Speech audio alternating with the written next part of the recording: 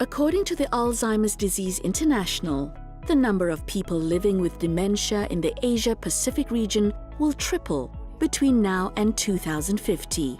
By the middle of the century, more than half of the total number of people with dementia worldwide will live in the Asia-Pacific region. Dementia care costs in the region is estimated to be US $185 billion and is likely to increase as the number of people with dementia grow, burdening the health systems of countries in the region, especially those in low and middle-income nations.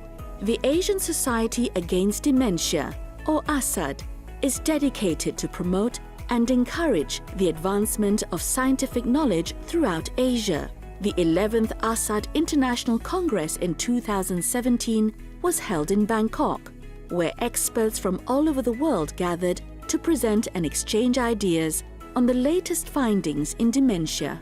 Dr. Wilmer Schwaber Pharmaceuticals, the global leader in phytomedicines, in collaboration with its subsidiary, Schwaber Pharma Asia Pacific, organized a symposium during the Congress titled Management of Dementia Beyond Cognition, a deeper look into BPSD and cerebral vascular disease.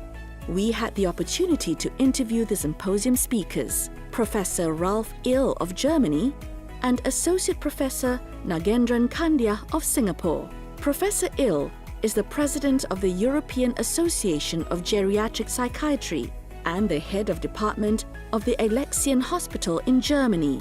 He provided his insights into the behavioral and psychological symptoms of dementia, or BPSD. Well, BPSD is not a rare symptom in dementia. It depends on what type of symptom, but usually it's between 40 and 60%. And altogether, every patient with dementia experiences BPSD in the course of the disease. So you can see mood alterations, you can see alterations of thinking, you can have hallucinations, paranoid thinking, and you also can become aggressive, you can become depressive, you can be irritated, you can have apathy. So nearly everything you can think about is possible in dementia. The caregivers are the people that suffer most.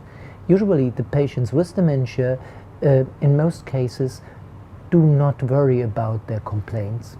They have the complaints for sure, but it's more impressive for the caregivers to see that the patient that before was very well in thinking and doing all the things, was organizational perfect, has lost all his capacities. Clinicians rely on psychological interventions to manage the behavioral and psychological symptoms, failing which drugs are then prescribed. But so far, whenever you look at drugs, there is no real drug that's helping against all the things. Most drugs have a huge amount of side effects. Usually they are anticholinergic. They decrease for the acetylcholine, which is most important for the memory. And if this is decreased, you have a lot of side effects. So most of the drugs can't be given. And it's also important just to give a drug in the beginning that perhaps decreases the rate of BPSD. What we know is that there are drugs that reduce a little bit the probability of BPSD or have an influence on BPSD, on different symptoms of BPSD. One of it might be EGB761 that is improving the effects of benzodiazepines, neuroleptics or antidepressants in combination therapy, and what we don't have with EGB761 is side effects. So finally, this might be a drug that reduces the neuropsychiatric symptoms in a part of the patients. Professor Ill is the lead author of the World Federation of Societies of Biological Psychiatry, WFSBP guidelines for the biological treatment of Alzheimer's disease and other dementias. We asked him about the current treatment guidelines. It's a two-step process. If you look at the guidelines, they look at first at the cognitive symptoms, and usually you treat cognitive symptoms, and EGB 761 is one of the 5 substances that is recommended for treatment in dementia. The treatment of the cognitive part was substances like the cholinesterase inhibitors or memantine or EGB 761 should start earlier, and so you should have, whenever you treat dementia like the guidelines say you should use an antidementive, then you should not have the BPSD in the same amount as if you don't use antidementatives. We know that there are some effects from neuroleptics, from benzodiazepines, from antidementatives, but so far in the comparison it were not enough effects to recommend one of that. Because in neuroleptics and antidepressives, it was visible that the side effects are more than can be tolerated. Later on in the disease, there might BPSD appear, but if you already have substances like EGB 761, you have this effect already. If you look at the whole studies on EGB 761, you find that there is never a significant difference in side effects compared to placebo. So you don't have any relevant side effects of EGB 761. This makes it easier to use such a substance without side effects compared to substances that had a lot of side effects. Associate Professor Nagendran Kandya is a senior consultant neurologist with the National Neuroscience Institute of Singapore. He is also the director of its dementia program. His research interest includes mild cognitive impairment and the role of cerebrovascular disease in Alzheimer's dementia. We asked him about his research findings. Cerebrovascular disease has been increasingly seen as a prevalent condition in dementia.